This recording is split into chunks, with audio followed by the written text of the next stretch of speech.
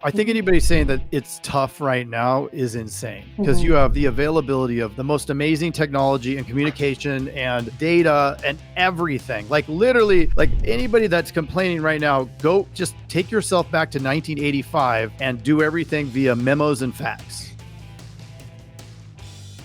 I had a great person on my podcast that's called Dare to Care in the Workplace. She was the chief people officer of a huge multi-billion-dollar oil and gas company. She had just left because they were just acquired by another firm. She said, you know what, Kath, what I've learned is if we do not provide what our people need, they'll just go find someone else to provide it for us. 100%. And so isn't it simple? It's just like a... Right.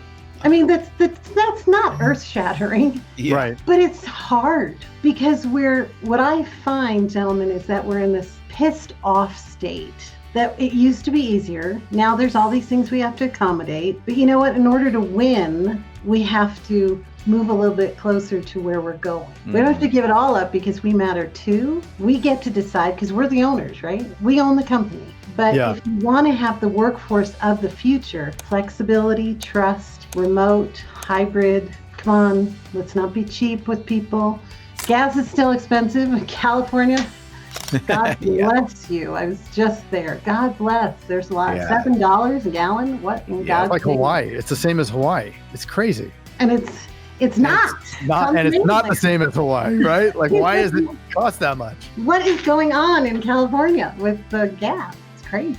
But the food prices are insane too. So when you're making compensation decisions, go to the grocery store and think of making $50,000 a year and feeding a family of 3. Right. It's just so funny that our brain, like when costs go up, we think of cutting back. Like that's our first instinct instead of, well, if we have a team of, let's say 4 people and costs have gone up, we all need to increase the pay and let's say expenses go up 25%, then it's like counterintuitive, right? It's like, what tools can we give them? They can do more in the same amount of time. Right.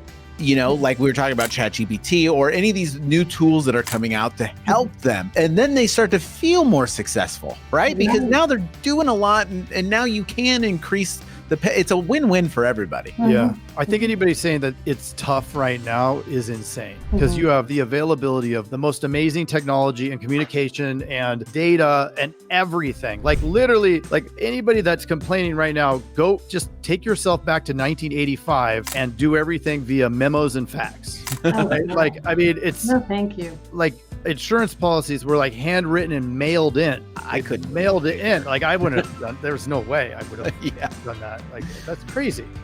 Yeah, we have to. It's called, evolution, right? We have to move with the technology, move with the times, and we can choose some things, but when it comes to your people, you got to ask them what they need. But you made a really great point. Like during the pandemic, in my company, and I'm not an insurance company, but in my company, what we all did is we got together and we put together a plan. What do we need to do? What costs might we decrease?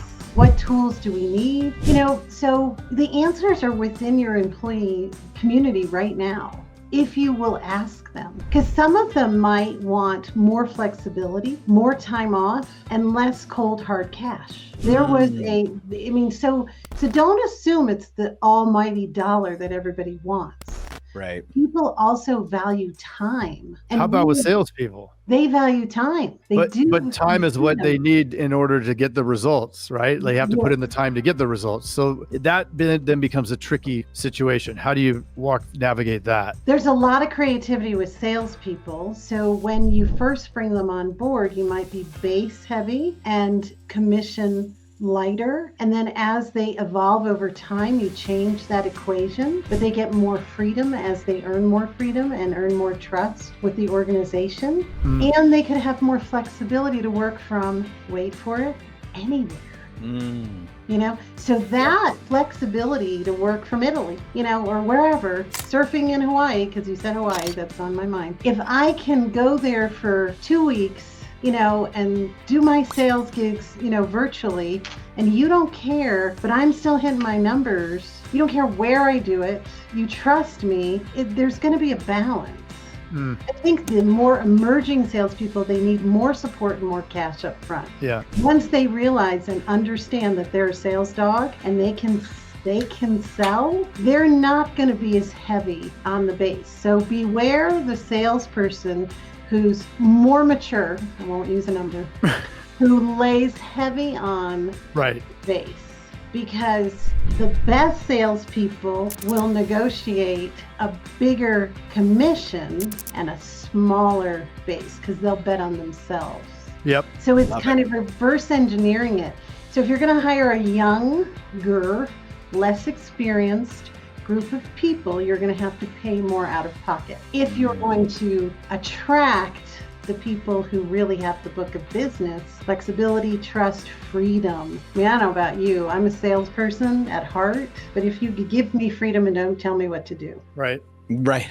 And I will love you That's why forever. we went, yeah.